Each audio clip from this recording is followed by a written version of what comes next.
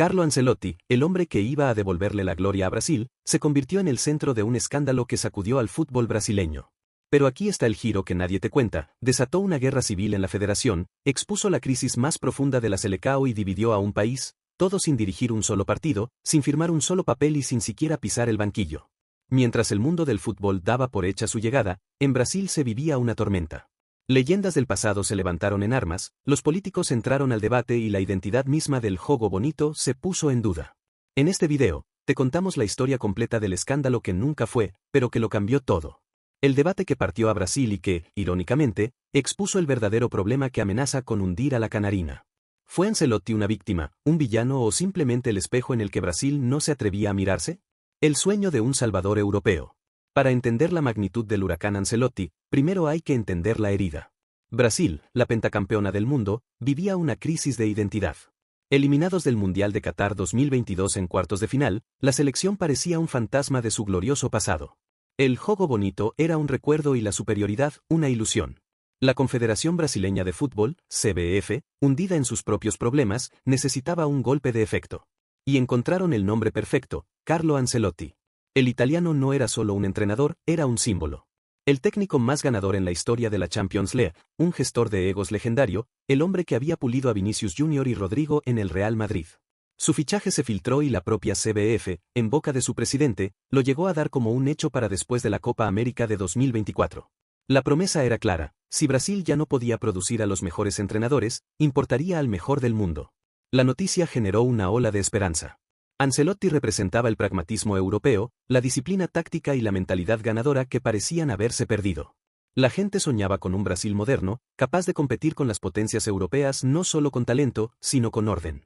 La idea era simple y seductora: Ancelotti llegaría para poner fin al caos y construir una máquina de ganar para el Mundial de 2026. Era el sueño perfecto. Pero en Brasil, el fútbol nunca es tan sencillo. Y el sueño, muy pronto, se convirtió en una pesadilla de debate nacional. La guerra civil preventiva. Antes de que la tinta tocara el papel, estalló la guerra. La sola idea de un extranjero al mando del tesoro más preciado de la nación, la Selecao, abrió una grieta en el corazón del fútbol brasileño. No fue un debate, fue una guerra civil preventiva. Y las leyendas fueron las primeras en tomar sus fusiles. Emerson Leão, legendario arquero que formó parte del plantel campeón del mundo en 1970, se convirtió en la voz más dura de la oposición. En cada micrófono que se le ponía delante, su mensaje era contundente: no quería técnicos extranjeros. Su crítica era visceral, un ataque a lo que él consideraba una humillación nacional, cuestionando si un italiano podría entender el alma del fútbol brasileño. Y no estaba solo. El debate escaló hasta las más altas esferas. El propio presidente de Brasil, Lula da Silva, un reconocido futbolero, no pudo evitar opinar. Con escepticismo, cuestionó la elección, recordando que Ancelotti nunca fue técnico de Italia y sugirió que primero debería resolver los problemas de su propia selección, que ni siquiera había clasificado para el último mundial, el de Qatar 2022. La polémica no era nueva, pero el nombre de Ancelotti la llevó al límite. Era el choque de dos visiones. Por un lado, los puristas y nacionalistas, que defendían la esencia del jogo bonito como un patrimonio que solo un brasileño podía custodiar. Para ellos, entregar la selección a un extranjero era una rendición. Por otro lado, los modernistas y pragmáticos, que argumentaban que Brasil se había quedado atrás. Para ellos, la nacionalidad era irrelevante, lo único que importaba era la capacidad para ganar. Veían en las críticas un tufillo a xenofobia y un miedo a evolucionar. La CBF intentó defenderse, pero el daño ya estaba hecho. Ancelotti, sin haber dicho una palabra, ya estaba en el centro de una batalla cultural que exponía las inseguridades más profundas de un gigante herido. El espejismo táctico y la caída del acuerdo. Mientras las leyendas gritaban y los políticos opinaban, en las calles se libraba otra batalla, la del Ancelotti imaginario. Cada aficionado se convirtió en estratega, debatiendo sobre un equipo que no existía, proyectando sus miedos y esperanzas en un fantasma. Se analizaban sus ruedas de prensa en el Real Madrid. Frases suyas, como que los campeonatos los gana quien menos goles recibe, se repetían en Brasil con una mezcla de terror y fascinación.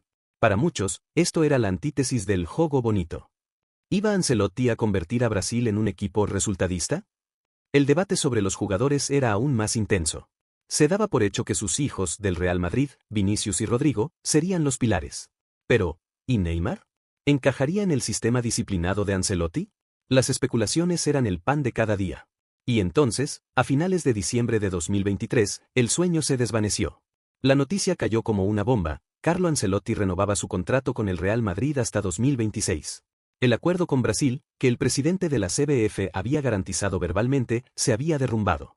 Aunque las razones exactas nunca se hicieron públicas, todo apuntaba a una mezcla de factores: la propia indecisión de Ancelotti, el caos institucional en la CBF, simplemente, su deseo de permanecer en Madrid. El caso Ancelotti había terminado. El Salvador nunca llegaría. Brasil se quedó sin su plana, con una federación sumida en el ridículo después de haber librado una guerra por un general que nunca se alistó. El fantasma se había esfumado, pero la división que creó era muy real. Sí.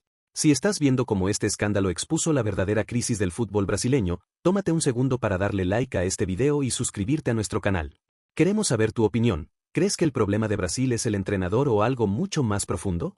Déjanos tu comentario aquí abajo. El espejo roto y la dura realidad. La no llegada de Ancelotti dejó a la CBF en una posición humillante. Después de vender un proyecto revolucionario, tuvieron que improvisar. Tras el interinato de Fernando Dainais, en enero de 2024 nombraron a Dorival Jr., un respetado entrenador brasileño. Era la vuelta a las raíces, la solución local que las leyendas habían pedido. Pero el fantasma de Ancelotti seguía ahí. Cada decisión de Dorival, cada resultado, era comparado con lo que podría haber sido con el italiano. La Copa América 2024, que se suponía que era el inicio de la era Ancelotti, se convirtió en su primera gran prueba. El resultado fue un doloroso golpe de realidad. Brasil avanzó en la fase de grupos sin brillar, con una preocupante falta de gol. Y en cuartos de final, llegó el final, eliminación por penales frente a Uruguay tras un partido sin goles. La Selecao se iba del torneo con la sensación de ser un equipo incapaz de imponer su jerarquía. La eliminación demostró que el problema de Brasil va mucho más allá del banquillo. Ni el sueño de un salvador europeo ni la vuelta a un técnico nacional habían solucionado la falta de un proyecto coherente, la irregularidad de sus estrellas y una presión que devora a jugadores y entrenadores por igual. Conclusión. La llegada de Carlo Ancelotti a la selección brasileña cierra uno de los episodios más extraños y reveladores del fútbol moderno. El escándalo inicial no fue por sus tácticas, sino por la simple idea de su llegada. Su nombre, que antes fue un espejo de las inseguridades de Brasil, es ahora el rostro que lidera al equipo en la cita más importante. El país se mira en él, y el reflejo es el de un equipo luchando por definir su nueva identidad en pleno torneo. Toda esa saga que expuso a una federación a la deriva y dividió a un país, ahora se pone a prueba en el campo. Aquel feroz debate sobre la identidad y la nacionalidad del entrenador ya no es teórico, se juzga con cada partido de este mundial, mientras los problemas estructurales siguen ahí, latentes. Al final, la historia siempre fue sobre Brasil. Sobre su incapacidad para construir a largo plazo y su búsqueda de soluciones mágicas. Y con Ancelotti en el banquillo, la pregunta es más urgente que nunca. ¿Es Ancelotti el salvador que tanto esperaban o solo el último intento por tapar una crisis más profunda? ¿Podrá su pragmatismo europeo devolverle la gloria a la canarina, o es la prueba definitiva de que la solución nunca estuvo en el banquillo? El debate ya no ronda como un fantasma, se decide ahora, en este mundial.